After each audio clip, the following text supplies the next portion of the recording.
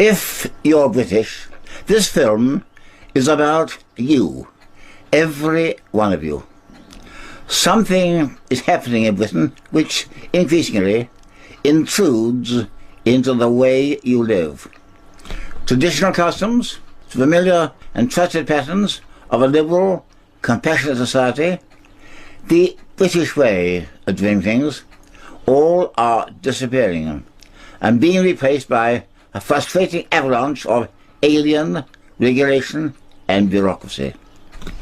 This is happening not as such a popular demand, but as a result of British membership of the European Union.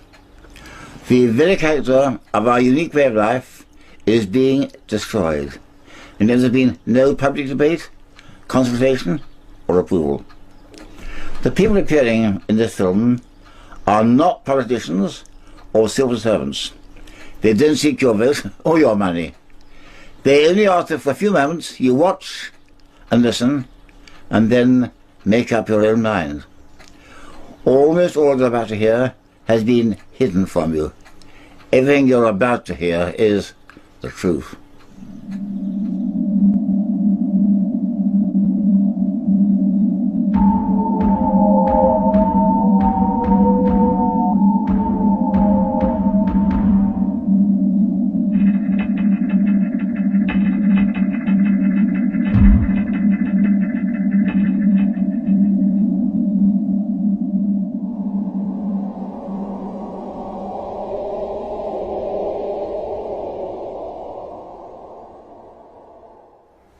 For the last 34 years, British politicians have been hiding from you the fact that they've been handing over the governance of your country to Brussels.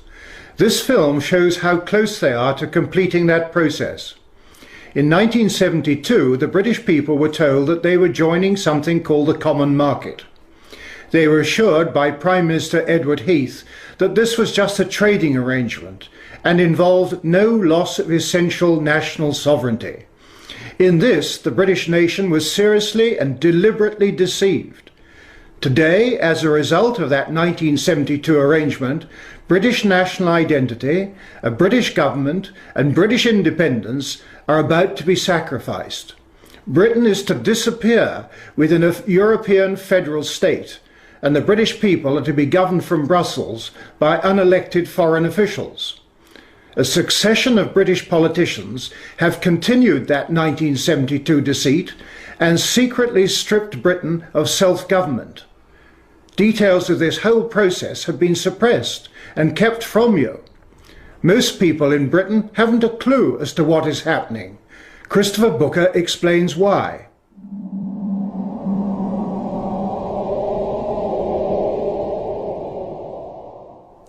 One of the most remarkable things about the European Union is how ignorant people are as to how it came about.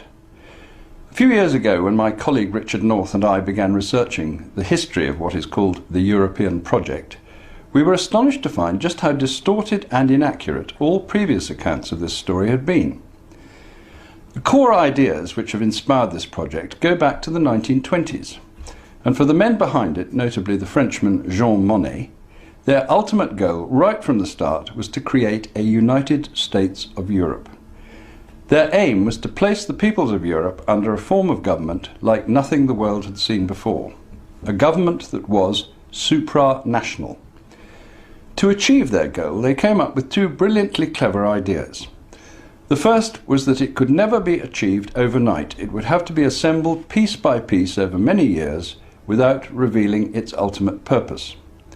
The other idea was that all the national governments of Europe should be left in place, while being gradually hollowed out from within, as they passed under ever greater control by the supranational power. Thus, what amounted to a slow-motion coup d'etat could take place without people realizing what was happening. That is why we called our story The Great Deception, because such is what the historical evidence shows it to have been. Step one in the early 1950s was Monnet's European Coal and Steel Community. He never intended this body to be anything other than the embryo of what would eventually be a government for Europe. The next step was to widen this into a European Economic Community set up by the Treaty of Rome in 1957. Again, this common market was deliberately intended to be just a cover for their true goal of complete political union. For nearly 30 years, the handing over of powers by national governments continued, the original 6 countries becoming 12, until in the 1980s the project was ready for its next great leap forward. This would need 2 new treaties, the Single European Act in 1986 and the Maastricht Treaty on European Union in 1992, followed in 1997 and 2001 by 2 more at Amsterdam and Nice. By now the real aims were coming out ever more into the open, as it was agreed that this new supranational government should have its own currency, its own foreign and defence policies, its own court system and police force, all the attributes of a sovereign state. Finally, as the number of member countries rose to 25, it was agreed that as the next great symbolic act in the story, Europe must have its own constitution. In 2005, as we know, this was rejected by the voters of France and Holland. But by now, the project is so far advanced that those behind it believe it must roll on regardless. As we finally wake up to their real aim, how much longer can the wishes of the people of Europe be ignored? Such is the battle in which today, whether we like it or not, we are all involved. The EU constitution Christopher Booker referred to is a major step in the final transfer of power from Westminster to Brussels. But it's more than that. It will mean imposing on the British people a continental view of freedom where nothing is allowed unless the law says so. In Britain, we are free-born from the moment of our birth, able to do anything unless the law prohibits. In the European Union, we are about to lose that. Britain already has a constitution of its own, one that has stood the test of time and been admired and copied by other countries, in particular America, whose founding fathers used the British model when drafting their own constitution. Is it so important that we retain our own constitution? What's so special about it? Here's John Bingley.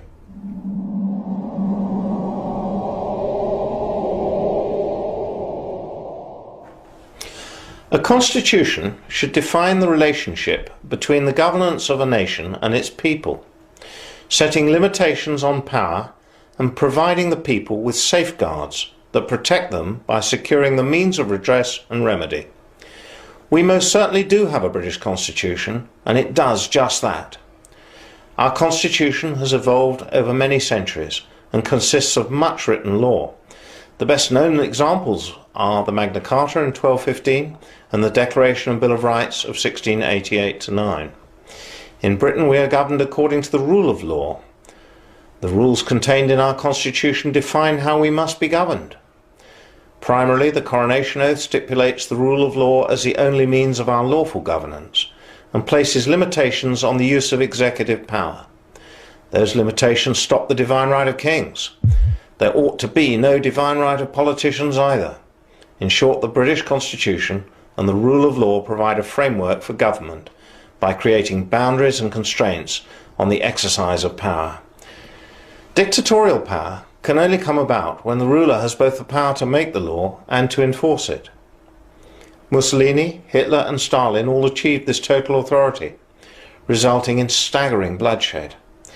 Our unique British Constitution prevents such unification of power taking place. Some vital principles of our Constitution are the right to jury trial, the right of habeas corpus, the presumption of innocence, the right to silence, no taxation without representation, no cruel and unusual punishments.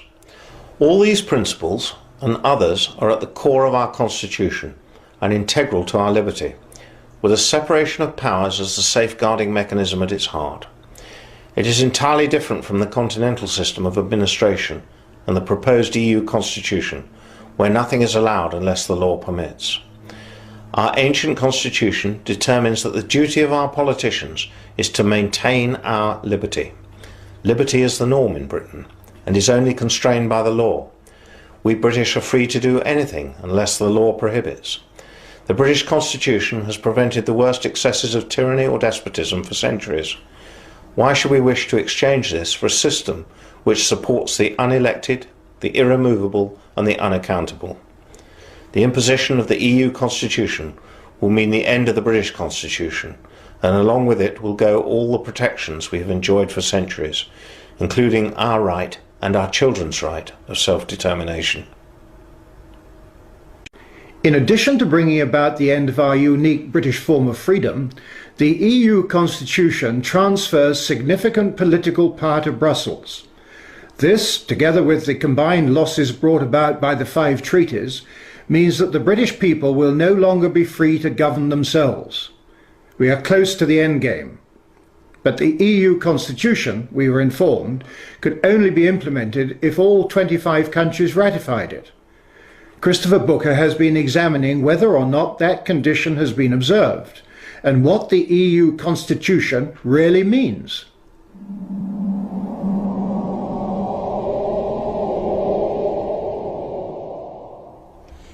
It was in the late 1990s that the political leaders of the European Union began to talk about the need to give Europe a constitution. For decades they had been proceeding with their plan to assemble a supranational government for Europe by stealth. But they had got so far, they now felt, that concealment was no longer necessary. If the United States had a constitution, so should the new United States of Europe. In 2002, delegates from 25 countries met for 15 months in Brussels to draft the new constitution, very much guided by their chairman, Giscard d'Estaing, the former President of France. It then took their governments another year to agree on the final text, this huge document here. The original American Constitution had just 7 articles. This Constitution for Europe contains 448, which originally covered 800 pages. In some ways, this constitution is just another treaty because it incorporates all the earlier treaties, but it makes the intention to set up a European government much more obvious than ever before. It gives the European Union, the Union as they now call it, pretty well all the attributes of a fully fledged state, with its own flag, its own currency, its own foreign and defence policies, its own courts and legal officers, its own federal police force. It gives the Union for the first time its own legal personality, with the right to behave on the international stage just like any sovereign government. It recognises for the first time in a treaty the principle that the laws of the Union are superior in every respect to those made by national parliaments and courts. It marks a further massive handing over of powers from national governments to the central government in Brussels. It greatly extends the areas of life where Brussels has the power to dictate policies and laws. It also reduces almost to vanishing point the right of national governments to veto laws which they do not consider in their country's interests. It includes all the 54 articles of the so-called Charter of Fundamental Rights, the document which we were told by a British minister would have no more legal significance than a copy of the Sun newspaper or the Beano. What this document confirms, in short, is the desire to set up a supranational government which is not elected and which the peoples of Europe cannot call to account or dismiss. It marks the transformation of Europe, in effect, into a one-party state. Yet this is what the governments of Europe agreed to in our name in 2004. Only in 2005, when it was rejected by the voters of France and Holland, did the plan to impose this constitution on us all at last run into a mighty obstacle. For the moment, it has been put on ice, but there are plenty of people at the top in Europe who are looking for ways to bring it back onto the agenda. Meanwhile, they are already pushing ahead with many of its contents, from a European space programme to a common defence policy, just as if their constitution was already legally in force. They are not going to give up. The EU Constitution sweeps up those few areas of governmental power that still, just about, remain British. But what about our economy? Whoever controls the currency controls the country, and at the moment we still have our own currency, the pound sterling. Signing up to the EU Constitution would undoubtedly increase the pressure on Britain to enter the single currency. This would mean Britain's economy being controlled by the foreign bankers of the European Central Bank in Frankfurt. Ian Milne has been looking at EU economics.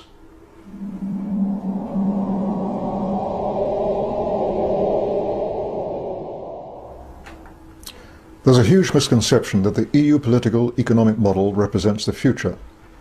Big mistake. Let me explain. The EU model is copied nowhere in the developed world. The relatively few customs unions that do exist are in poor African and Latin American countries, former Soviet satellites, and some of the Gulf states. But outside Europe, no major industrial trading nation, not the USA, not Japan, not South Korea, not Singapore, not Australia, not Chile, has chosen to conduct its trade via an EU-type customs union and single market. Neither, and here's the killer fact, have tomorrow's economic giants, China and India.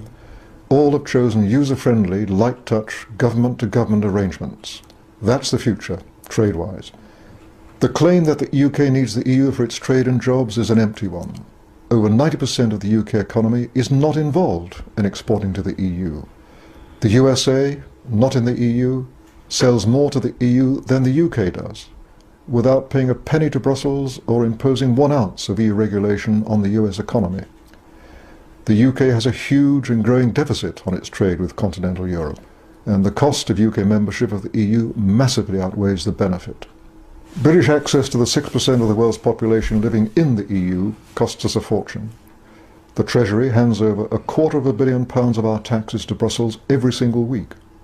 British access to the other 94% of the world's population outside the EU is free. The fact is, the EU is the past, invented in the 1950s to meet the failures of the 1930s. But in tomorrow's world it'll soon be an irrelevance, overshadowed by the USA, China and India, all of which, as it happens, conduct their business in English. Those are the countries we have to be free to engage with, as equals, to build a better world in the 21st century. It's time this country got out and embraced the future. So our political power has been handed away, our constitutional power is planned to go, and our economic power is being seriously threatened.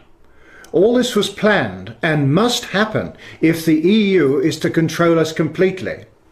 But that isn't enough. Everything that is British must go, and that's where local government plays its part in dismantling the British state. Part of the political takeover is the hollowing out process Christopher Booker spoke of earlier, and the pretense that our Parliament still governs Britain, whilst in reality it is merely the puppet of Brussels. Eventually, Westminster will cease to exist, and 12 regional governments, answerable to Brussels, will take over. This breakup of Britain has been investigated by Lindsay Jenkins.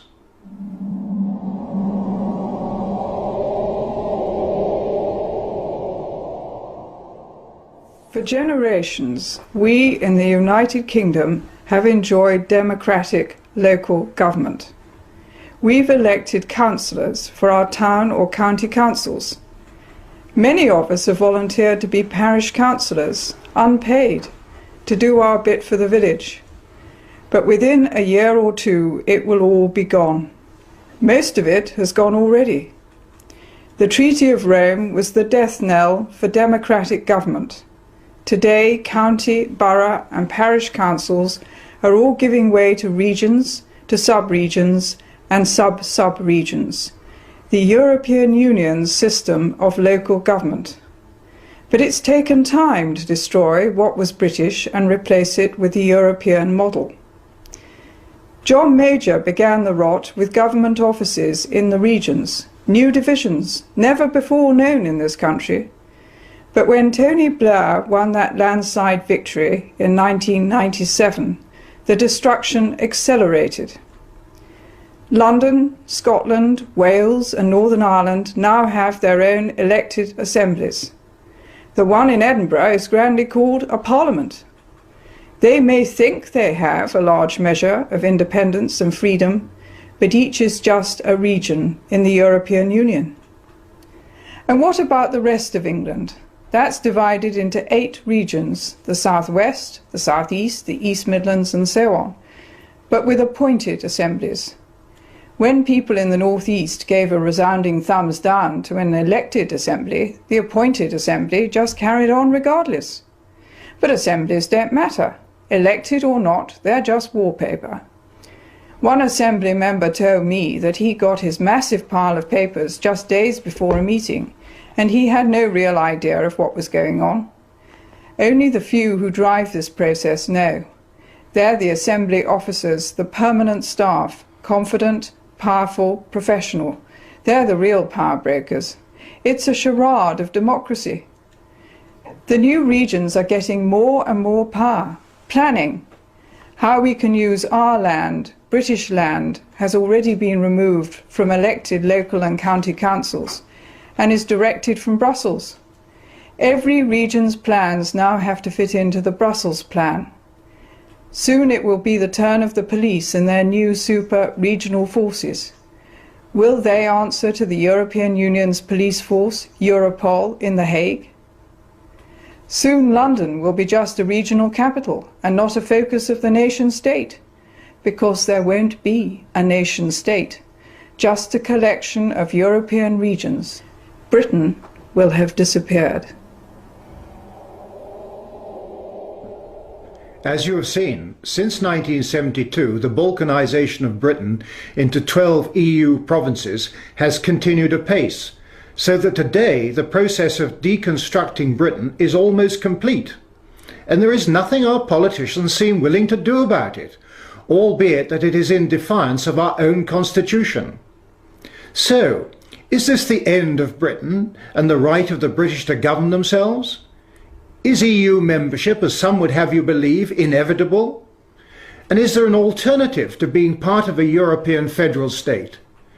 Well, here are two views of the future from two very different standpoints. First, Ian Milne again.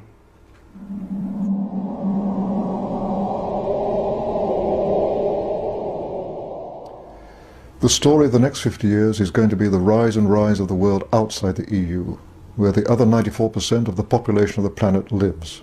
In that vibrant, growing 94%, the independent, self-governing nation is the rule, not the exception. Our English-speaking cousins in America, Canada, Australia, New Zealand, South Africa, Singapore are proud to be self-governing nations. The world's second biggest economy, Japan, is proud to be a self-governing nation. So are those coming superpowers, China and India. For all these countries, big and small, the idea of surrendering the power to govern themselves, as Britain has done, to a supranational bureaucracy, and a corrupt one at that, is literally incomprehensible. We're the third biggest trading nation in the world, ahead of Japan, and the fifth biggest economy in the world. We're the headquarters of the Commonwealth, that voluntary association of English-speaking, self-governing nations, with members on 6 continents and almost a third of global population. So the claim that we'd be isolated outside the EU is pure, unadulterated nonsense. Just think of the benefits of reclaiming our independence by leaving the EU and joining that growing 94% of the world. First, trade. We already do 50% more of our trade outside the EU than with the EU. And our exports outside the EU are growing faster than our exports to the EU. We'd focus on the Asia-Pacific region, which is currently growing 5 times as fast as the EU. We'd resume our seat and vote at the World Trade Organization. We'd resume our trading alliances with our friends in the Commonwealth. And we'd strike up new ones with the Asian tigers. Not least, free of the immoral EU Common Agricultural Policy, we'd help the poorest nations in the world by offering them free access to our own markets. Second, defence. It's NATO that's kept the peace in Europe, not the EU. Free of the EU, we'd be able once again to refocus our efforts on NATO, not as at present on the European army that the French and Germans are determined to foist on us. Third, we save huge amounts of our own taxpayers' money. No longer will we hand over £13 billion a year to the EU, a sum that would buy us 12 new hospitals or 4 new aircraft carriers every year. And, as the Chancellor has admitted, we'd save an awful lot more by throwing off the burden of regulation we don't need and by being outside the ruinous common agricultural policy. But most important of all, we'd got our democracy back. That's what getting back sovereignty means. Our own Westminster MPs would once again have the sole power to run our government, a power they've now abandoned to the EU. And we, the citizens, through our right to hire and fire them, would get back control of our own government. After withdrawal, what happens? We continue as members of the United Nations, of NATO, of the Commonwealth, of the World Bank, and so on. We make it clear to the rest of the EU that they're our friends and allies. We keep free trade and free movement of capital with the rest of the EU, because they'll be desperate to keep on selling us BMWs and Renaults and Camembert cheese. We're their biggest single customer worldwide. They sell us far more than we sell them, which means that more of their jobs depend on trade with us than on the other way round. Finally, how do we get out? It's simpler than you'd think. First, we get the support of the British people in a referendum, and then we repeal the 1972 European Communities Act, by which we joined the then common market. That's all we have to do. The rest is detail. There is much more we could have told you about the European Union. The fact that it operates a system of bookkeeping enabling massive and continuing fraud, resulting in its own auditors failing to accept and sign off the books of account for any of the years since 1994. The fact that all the important decisions affecting you and I are taken behind closed doors, in total secrecy, and the fact that all the people who make those decisions are unelected to those positions, unaccountable to anyone, and largely unknown. But time does not permit. Whatever happens from now on depends very much on you. You must make up your mind as to what kind of country you want to live in, and in which your children can grow in freedom. If you are disturbed or concerned by what you've seen in this film, please don't take our word for it. Check it out for yourself. A list of books, pamphlets and other sources are included at the end of this film. Vladimir Bukovsky spent a total of 12 years in Russian psychiatric prisons and labor camps for defending human rights during the 1960s and 1970s. His last period of imprisonment was in 1971. He came to the West in 1976 and now lives in Cambridge. He has experienced firsthand a system which he considers ominously similar to the one being imposed upon us. If he is right, then the Britain you and I know truly is on the brink of extinction.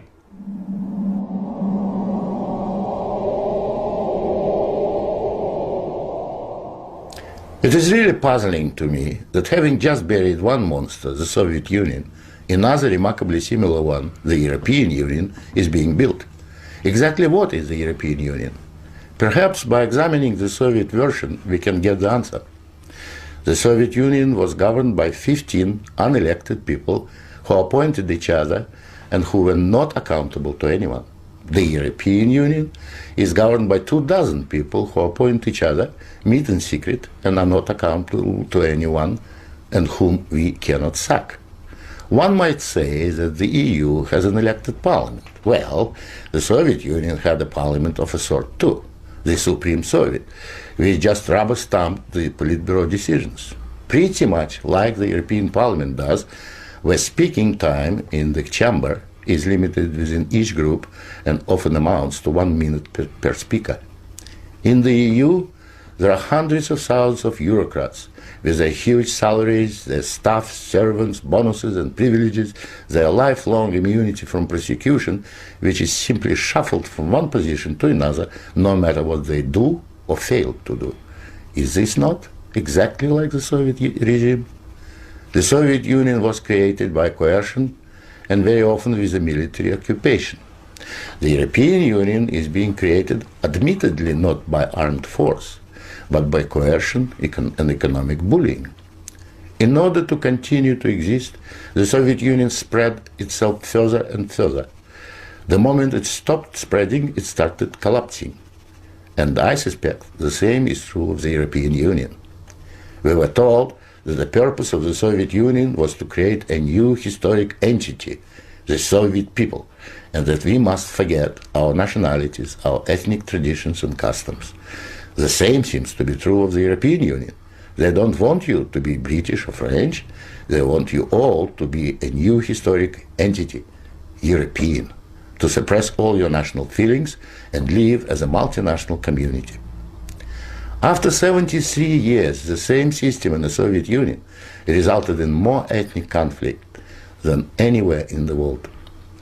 In the Soviet Union, one of the grand purposes was the destruction of the nation state. And that's exactly what we observe in Europe today. Brussels intends to absorb nation states so that they should cease to exist.